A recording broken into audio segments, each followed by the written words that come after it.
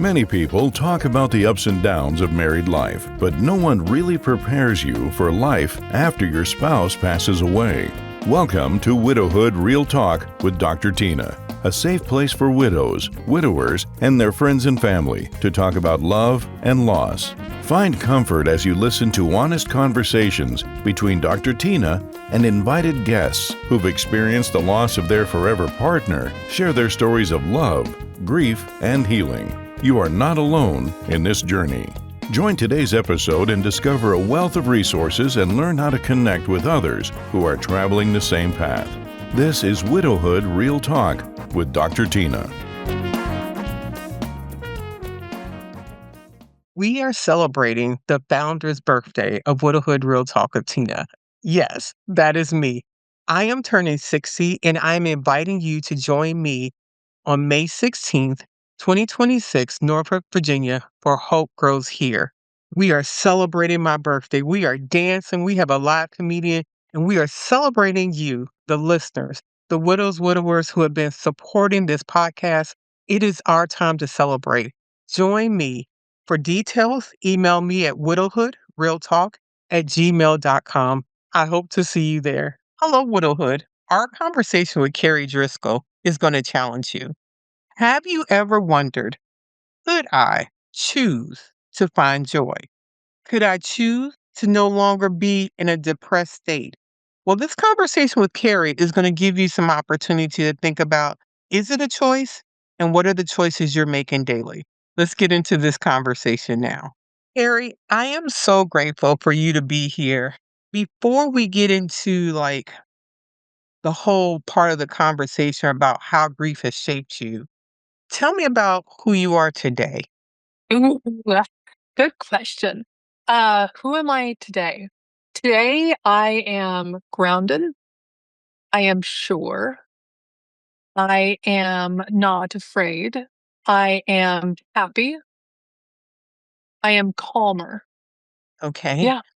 As people listen to this conversation, what is something important that you want them to take away from this discussion? I think my biggest message that I can share as a widow who's been through some I can cuss, so I probably shouldn't have asked you that. This is not TikTok, but Okay. be warned that on certain platforms Right. they do have to bleep it out. So if that's gonna, All right. it's Yep. up to you. This Yep. is your That's fine. discussion. I'm just guiding it. But after having gone through some hard shit of losing my own husband, I want people to know that there is a difference between grief and actively grieving. And you do not have to actively grieve forever. You can choose not to. Actively grieving. What does that mean, the difference between the two? Assuming that someone's listening to this conversation and they're like, grief has different words. Like, I'm Yeah. grieving. What are you saying here? Yeah. So right after Eric had died, I had some friends come over and And Eric we were is all, Eric is my dead husband. dead husband. So Thank you. dead husband. So after my husband died, Eric, my dead husband, I had some girlfriends come over, and of course I'm in a low point. I'm in acute grief. I am actively grieving. And I remember, people are witnessing me, they're listening to me, they're validating me. Some of them are dismissing because sadness is hard to be around. But one of my very good friends said, Kari, you're going to grieve Eric forever. And I remember when she said that, I was like, I will. Because I was 38, because my kids were 8 and 11, because how I was feeling, I cannot do that the rest of my life. That is a hard way to live. And so I was able to take like a 3-year sabbatical, and I just became a student of grief. I'm a teacher. I'm a former teacher. I have a master's in education. I used to teach middle school math. Like, I've always been a helper of people, and everything is figure outable. I'm going to figure this out. And so I became a student of grief, and I was like, listen, grief is something that we deal with our entire lives. When we're born grieving, leaving the womb, And so we grieve small things, we grieve big things, we grieve inconveniences, and then we grieve significant losses. Actively grieving is like when your grief is so big, it affects your everyday living ability and your sense of aliveness and your ability of happiness. And you don't have to actively grieve a significant loss. You can. Does grief show up? And do I grieve Eric still, even 9 years? Sure, but I'm not constantly actively grieving him. Thank you. And how does that relate to acute grief? You mentioned that term too. Yeah, they consider acute grief to be in the first 2 years of after a significant loss. So acute grief is actively grieving. I would say it's like the first year. They say statistically the second year is harder, and that's because the admin of death is usually finished, and now the reality of the loss has set in. Your brain is still rewiring all of the things. So acute grief generally is the first 2 years. And yes, you're probably actively grieving consistently in acute grief. You said you have become a student of grief and everything is figure outable. Is grief Ah, figure outable? Well, this is your new term. I'm going to use it. yeah, Is, yeah, yeah. So, is so grief in a figure out? And when I say grief, we're going to go from the span of my first dog died to right, someone close to me because grief is beyond the death of a loved one. It is expansive. And you talked yeah, about the different types of things that we grieve. And I would dare say also the patterns in which we learn to manage those different griefs come up in how we show up in life. But is it mhm. something that one can figure out? Yes and no. It is something that we learn to live with. It is something that we grow around. But the way that I see it, it's people have gone before us. People have grieved for years before us. People have figured it out. One of my core beliefs and one of Eric's core beliefs was that everything is figure outable. But when it came to overcoming any type of adversity, anything that I had used prior to Eric dying wasn't working. Sorry. Yeah, I said that. But it wasn't. So it was like Hard I than had to that. It is what find, it is. You say it how you right? want to say it. But it was like I had to do something else, something new to figure this piece out. Like I every day I miss Eric. Every day I love him. Every day I wish he was here. Every day I think about Eric. But I'm not actively grieving him and I'm loving the life that I'm living now. Even while I miss him and his absence is noted. If that does that make sense? It does, and I'm gonna challenge you if someone's listening to this and they're thinking, "She didn't love her spouse as much as I loved mine." That's the only reason that she's Yeah. been able to find joy and be happy. Yeah. She chose to just forget about him, and Uh-huh. she's going on with her life. Yeah. Yes. And I would say this, Dr. Tina, I felt the same way. Felt the exact same way wherever that listener is. I thought there is no way in hell I'm ever going to get over it. In fact, before Eric died, we had a mutual friend, one of Eric's coaches. Eric was the head football coach at our local high school. And so one of his coaches died of cancer like 30 days after being diagnosed. Well, Eric came home one day after practice and said, Kari, guess what? I have the best news. And I was like, well, what is it? And he's like, well, Greg's wife, he's engaged. And I was like, what? How's she engaged already? It's only been like 3 years. We listen and we don't judge. Right?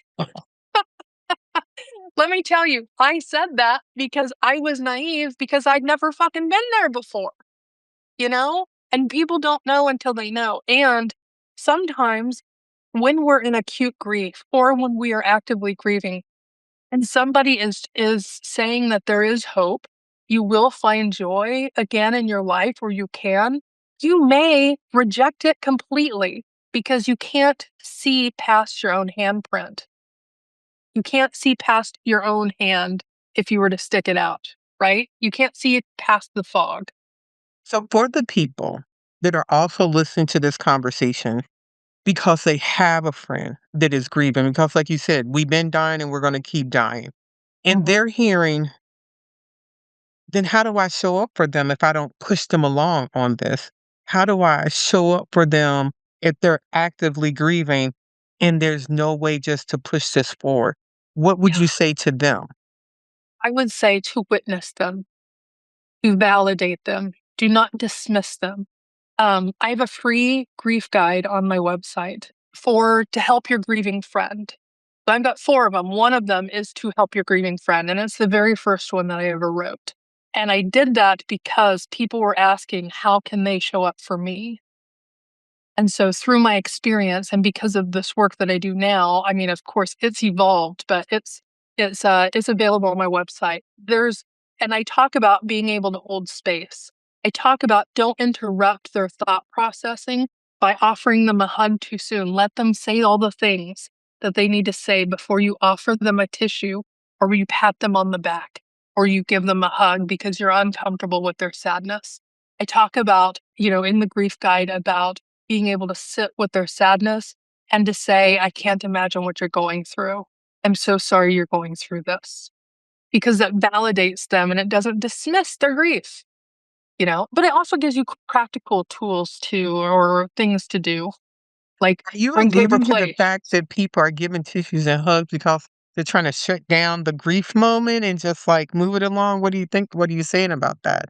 Probably a lot, probably a little bit of a lot of reasons. We do things like that because we're uncomfortable, because we feel like we want to comfort them. We want them to feel better because we've been taught to offer comfort and love, and this is how we do it. But when you do that, it interrupts their thought processing and their expressiveness of their emotions. And so then they're like, "Oh shit, I'm making her sad," or I'm crying and I didn't know I was crying. Like I need to wrap it up, like gather myself together again. But what a grieving person really needs to do is to get it out. For you, in those early stages, acute, raising two young children, managing yourself, what did that look like for you in trying to figure it out in the early Mm. stages? It was messy. It was messy. And I think being messy is accurate for all of us. So I will tell you that there were times where I would be going through my own and I would try to explain things to my girls. I was told by other widow friends of mine that they would cry in the bathroom in the shower. I mean, of course I did that. But I didn't not let my kids see me crying. And part of that was because I couldn't help me. I cried all the time. When I am actively grieving, in my acute grief, I've got a blanket over my head. I'm in bed. I'm sleeping. I'm rocking in the corner. You know what I mean? I am not able to show up and be the best mom that I usually am. And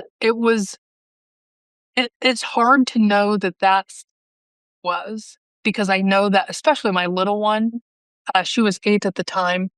She stepped up in that role. I know that she put her grief aside to help me with mine. And hell, she's still in therapy and she's been talking about that with her therapist lately. What was the moment that you realized that your children were offsetting their grief because of yours? It may not have been a moment, but a Yeah, point or I don't, something. Or maybe it could have been wait 7 years later. It may have not been at that yeah, point.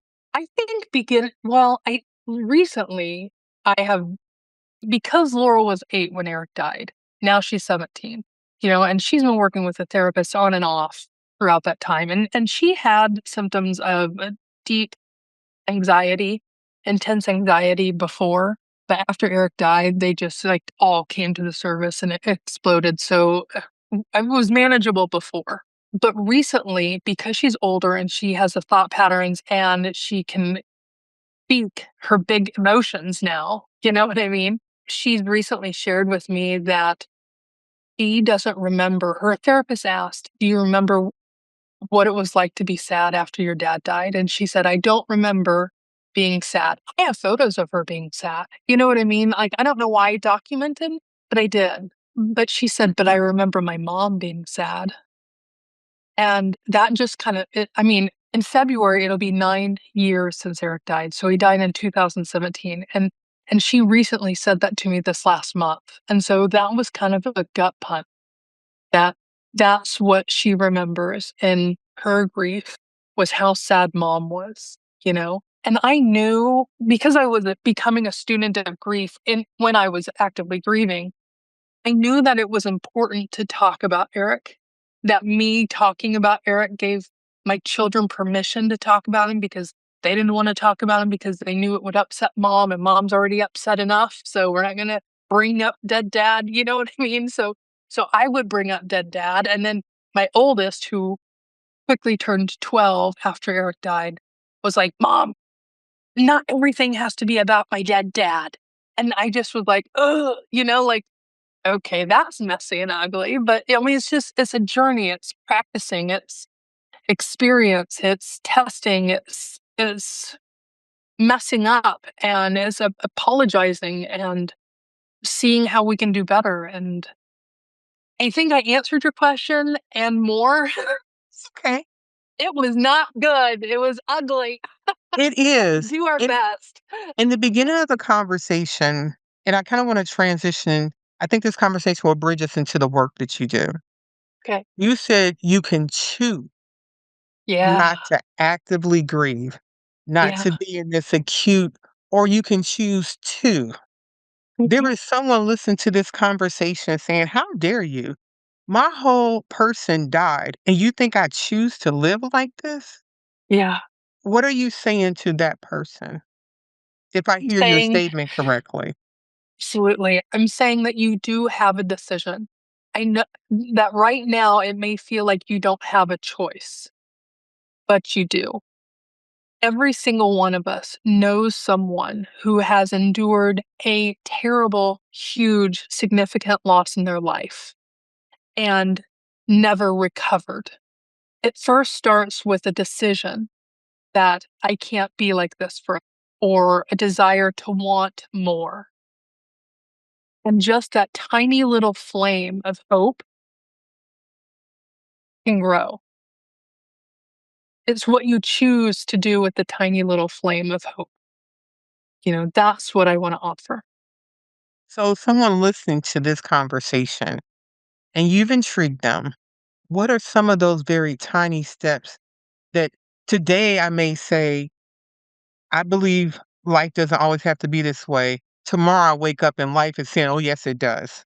Yeah. What are some of those Yeah. tiny steps that you would offer me? I understand it would Mhm. be a lot of conversation beforehand, and this is very generic, but what does that look like for a person to believe it's possible?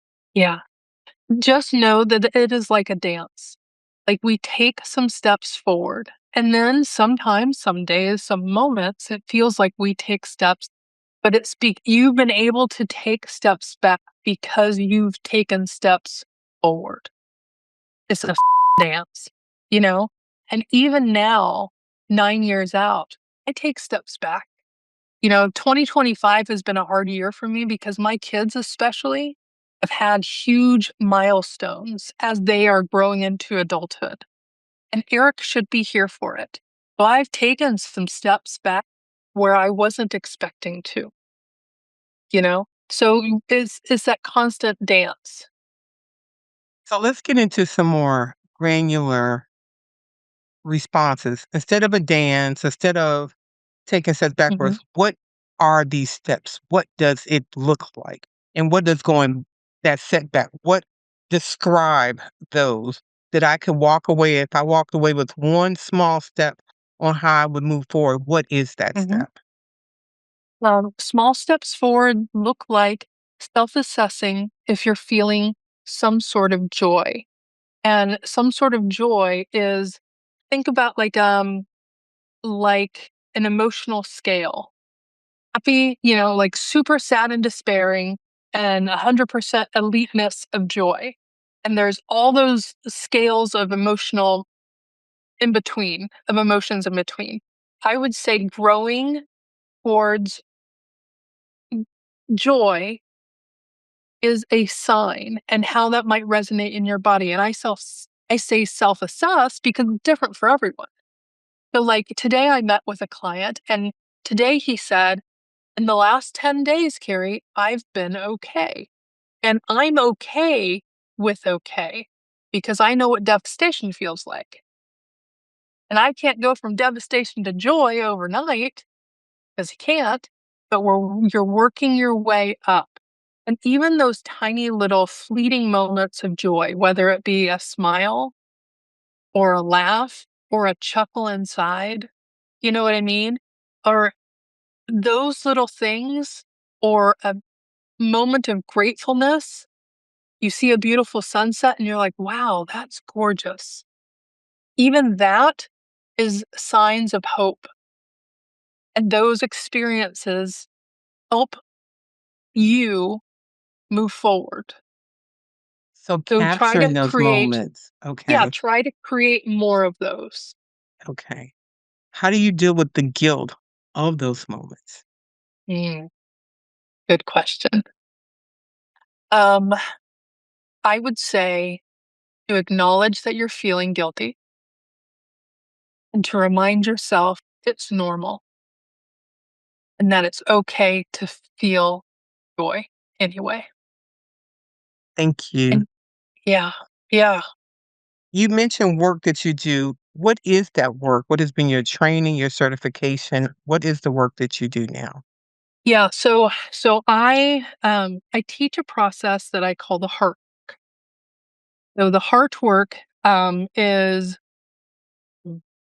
it's as a previous teacher, right? I'm a master's in education. This is what we do. We take curriculums, we take lessons from all the organizations or people or whatever lesson plans, and we create our own, right?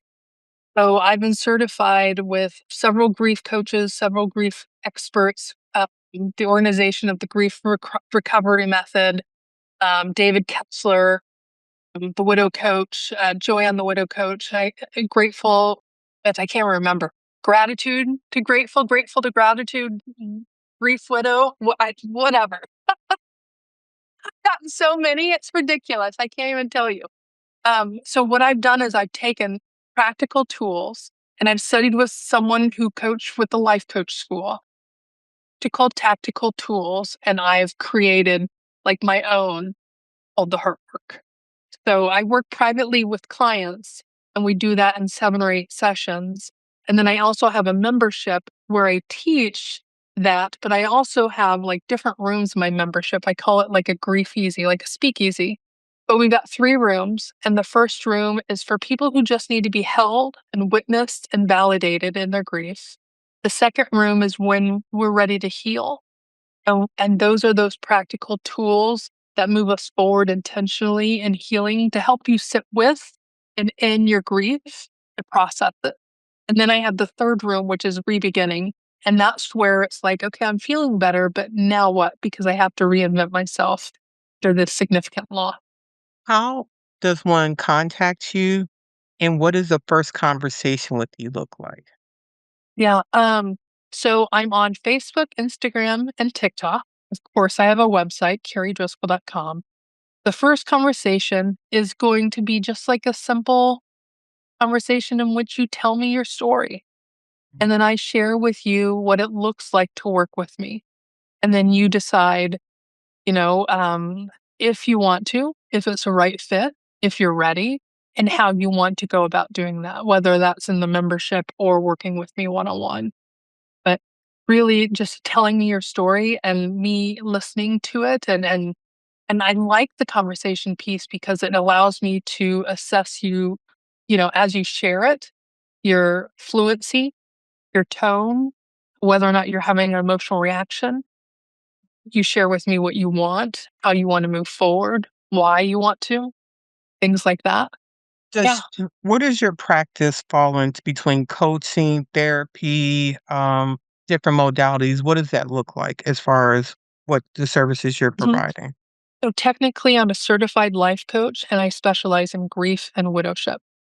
Widowship. Have you ever worked with someone and even though they may have said they were ready and want to do this, that they weren't, and you recommended maybe they work with a therapist, or how have you ever had those types of situations? Yes and no. Like several of my clients also work with a therapist while they work with me. So while the work that I do is therapeutic, it's not therapy, you know? So I don't think any of my clients come to me and I've said, this isn't the right work for you. Once we've gotten started, usually we kind of catch that before. So someone working with a therapist and you, what are you providing that the therapist is not? What have you found in the work you do? Mhm. What I've been told by my clients is they feel like they are able to talk about whatever comes up for them in the moments when they're working with their therapist. And then with me, I'm very grief. What's the word I'm looking for? Oriented?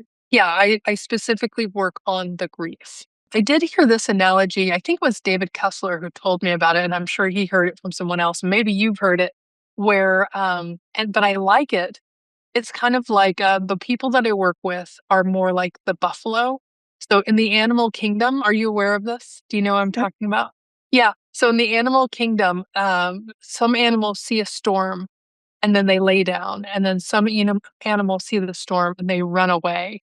And some animals, the buffalo, run into the storm. And they do that because the anticipation of the storm and their time in the storm is less than if they were to do the other two options. And so we're kind of like the buffalo. My clients are like the buffalo. We're going head in. What are some things from your own personal grief journey that have aligned the work that you do and how you show up? Some personal things in my grief journey. All of it? So you were determined you were not going to be in this place called stuck, in this place of Right. grief. And so Well, that is carried forward to how you show up with other people. yes, but I do feel like I was stuck. Like that first year for sure, I was stuck.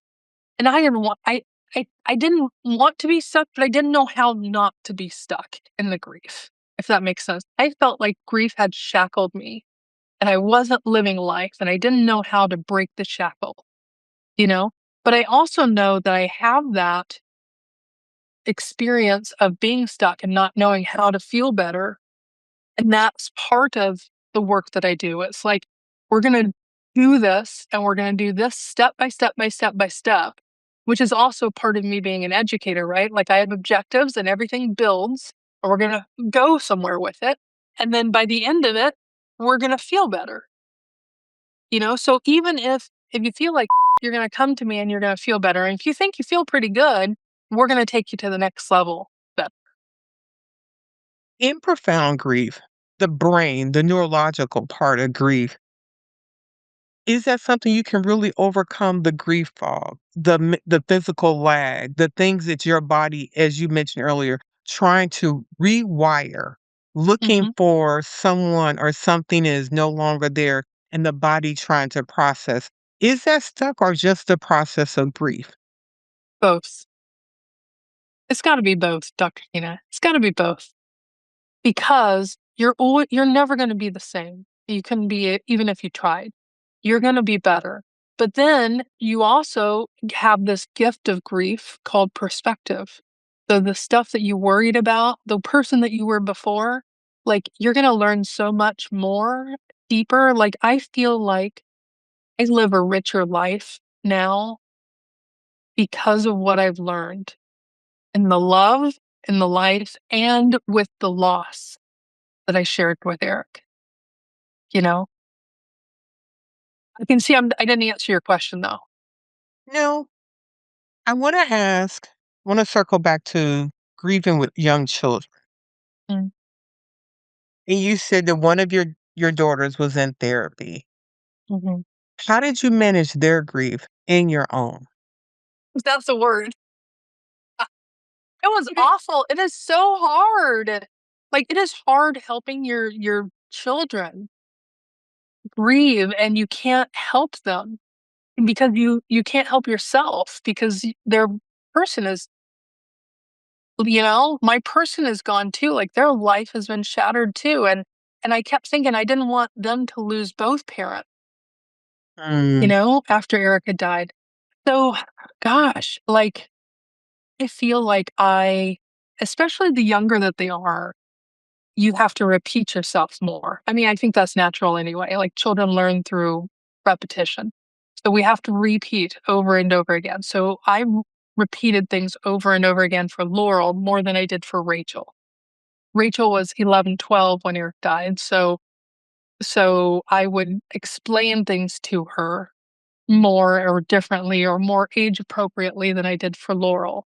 You know, with Laurel, I held. With both of them, I comforted them and reassured them that I'm here. And then it's hard because they do things like, "Mom, please don't die."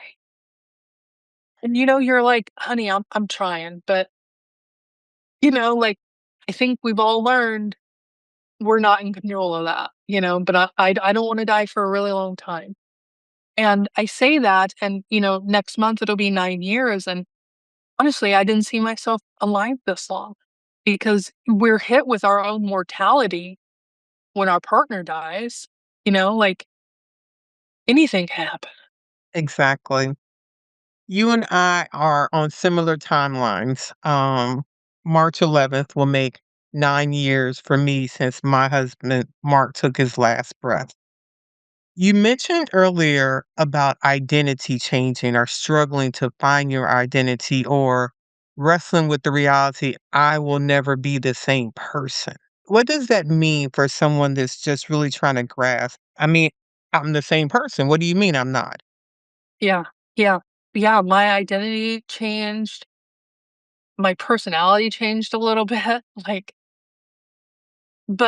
and that is a weird feeling because you are the same person, but you're not. Like you look at your hands and you're like, this is still me, but everything else is different. Like all the connections, like Eric was a football coach, so I was a head coach's wife. You know what I mean? And I wasn't a coach's wife anymore, and I wasn't a wife anymore, even though my husband was dead.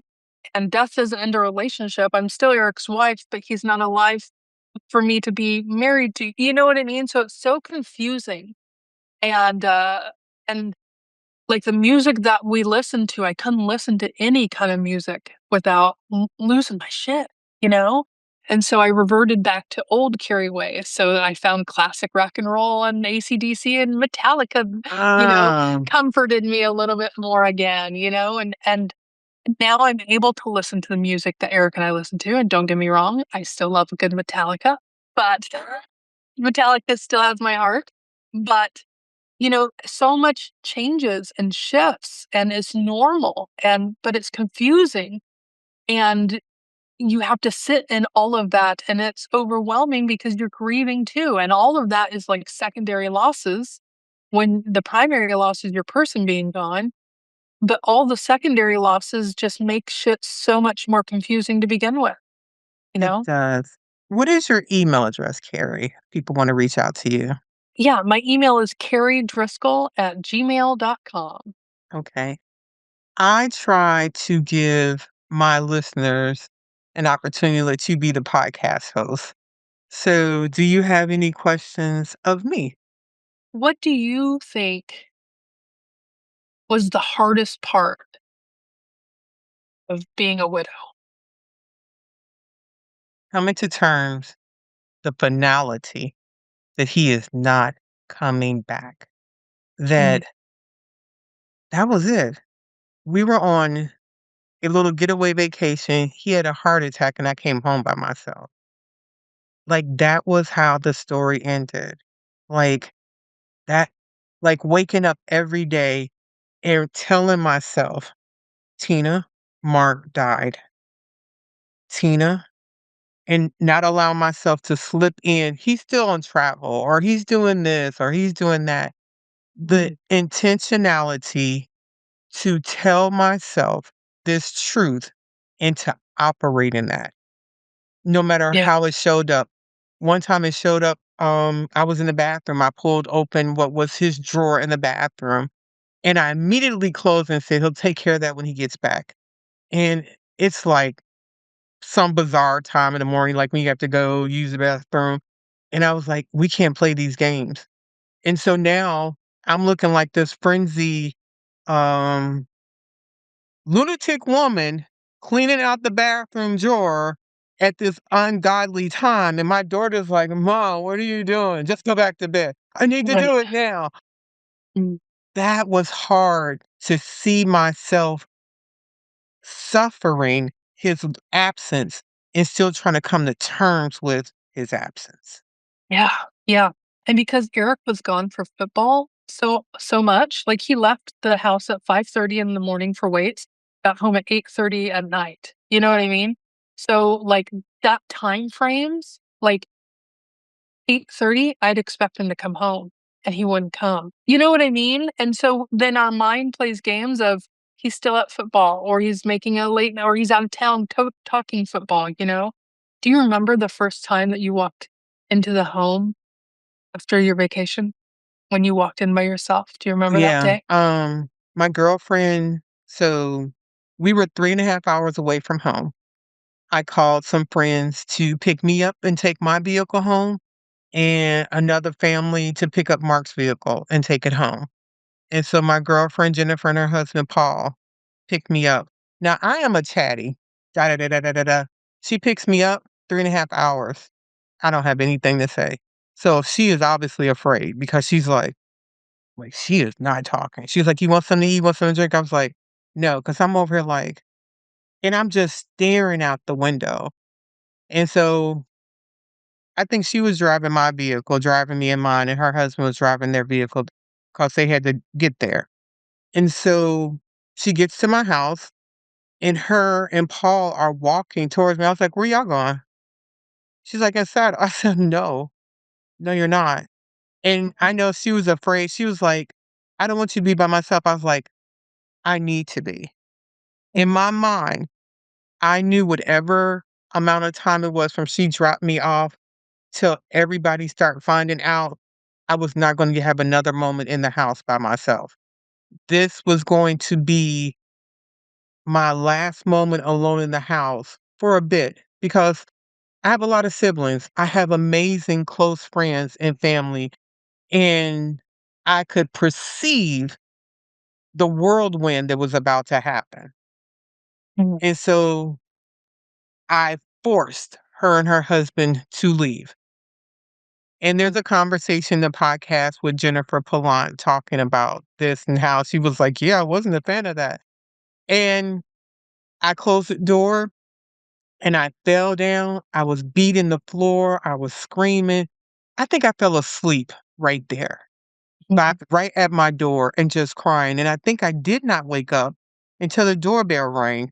And I'm trying to figure out, okay, orient myself and go, okay, Tina, like, okay, you're at home, the doorbell's ringing, and neighbors or and unfortunately somebody posted on Facebook, "I'm so sorry." And I was like, I wasn't ready for that. So now people are mhm, calling and people are like, "Well, how did I find?" And I was like, that wasn't my doing. And so people are coming to the house.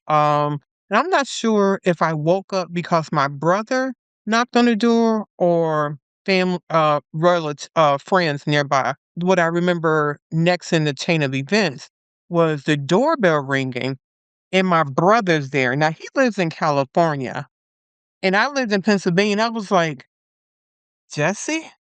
And he was like, "Are you gonna let me in?" I was like, "How did you get here?" He said, "I took a plane." I was like, but it had not even been 24 hours. But I was yeah, like, how? Okay, okay, all right.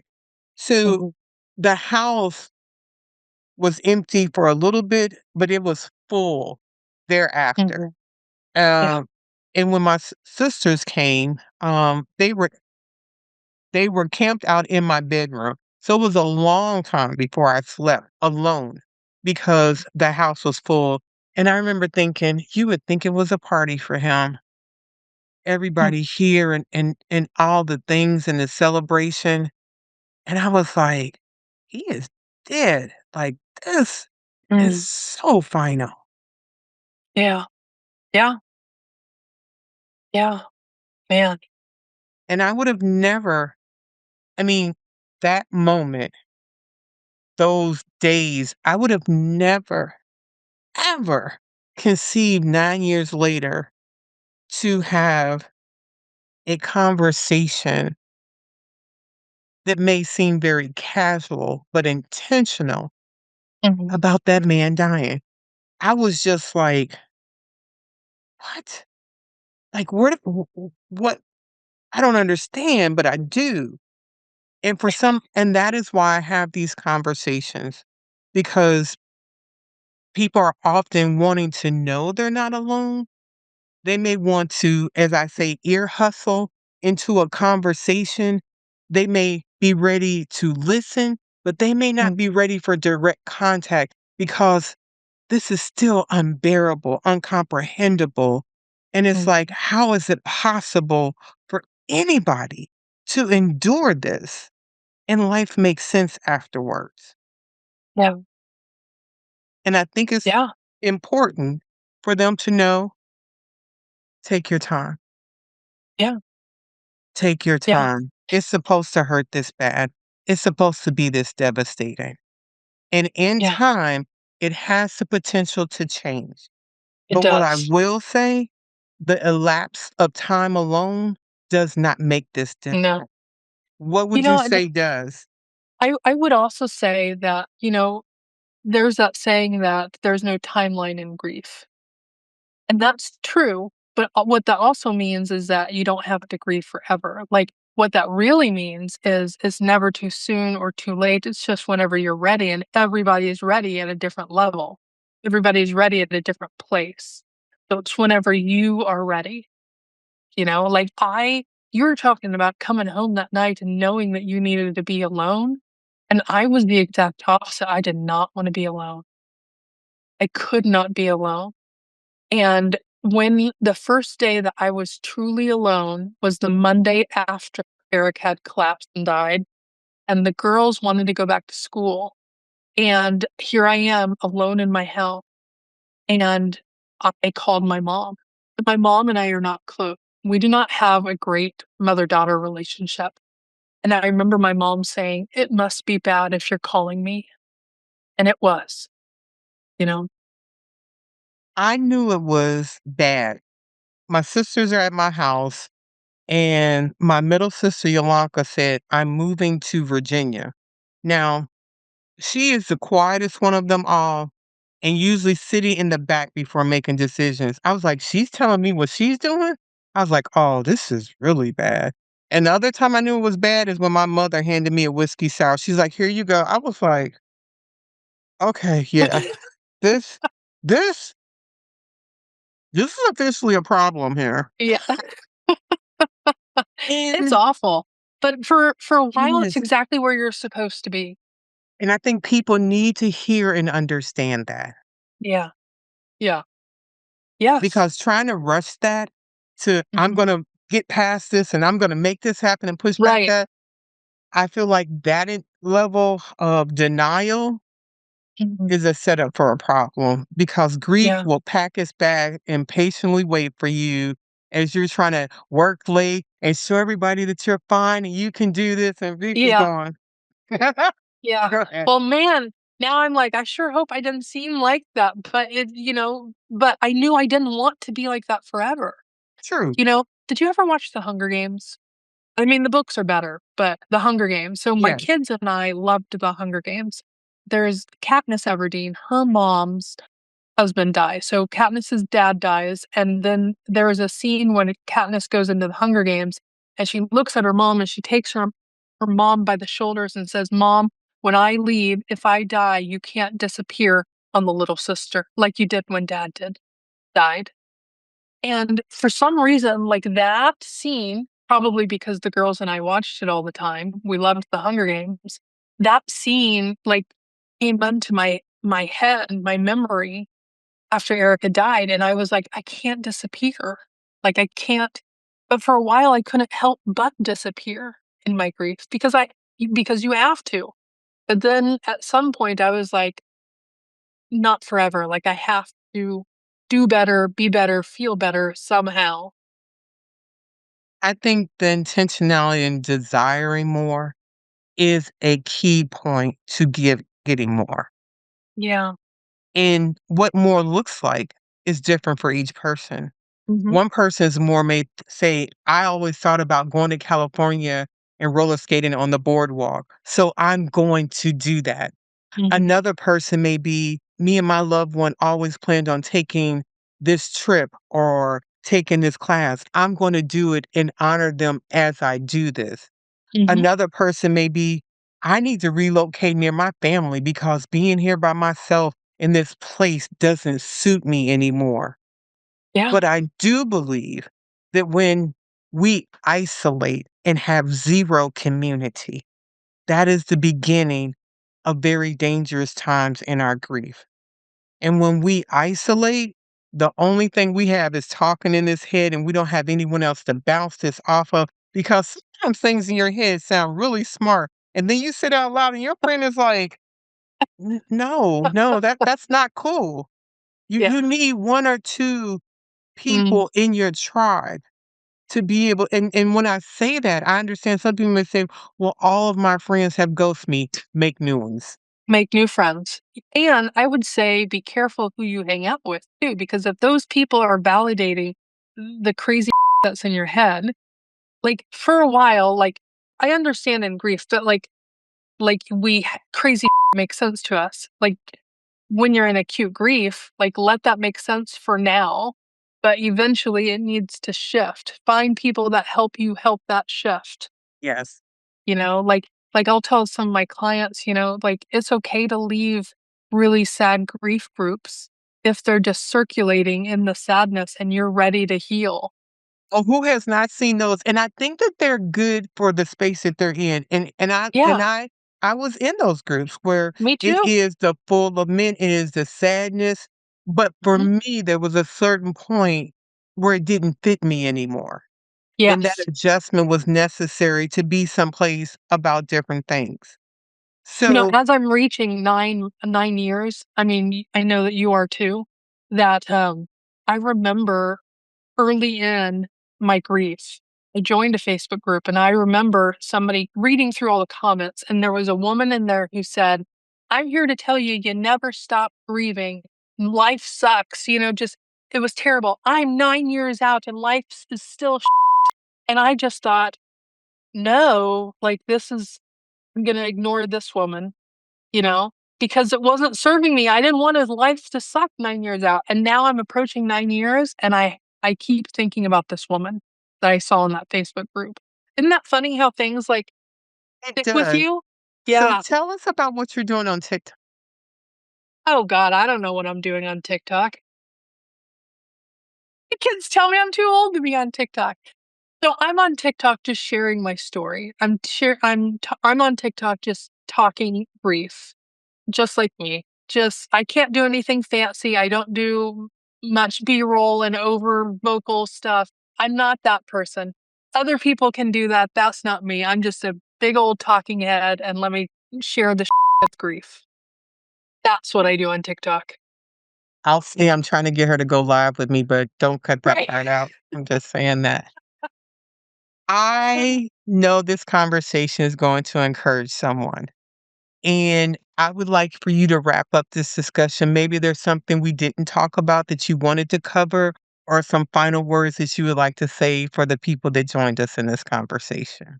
Well, to kind of piggyback on the stuff we were just wrapping up with, wherever they are is exactly where they're supposed to be in this moment. But there is always hope. There's always hope for more when they're ready and when they want it. And just know that it exists and don't be scared to find it. Harry, thank you for being here. Thank you for this conversation. And the means to contact you will be in the show notes. And I look forward to staying in contact with you. Thanks for having me, Dr. Tina. Thank you for spending another episode with Widowhood Real Talk. If you found the contents of today helpful, share the episode to anyone you know who may need it. Subscribe to the show and tune into Widowhood Real Talk each week. Then, visit widowhood-realtalkwithtina.org to join the community and access additional resources. Remember, you are not alone in this journey.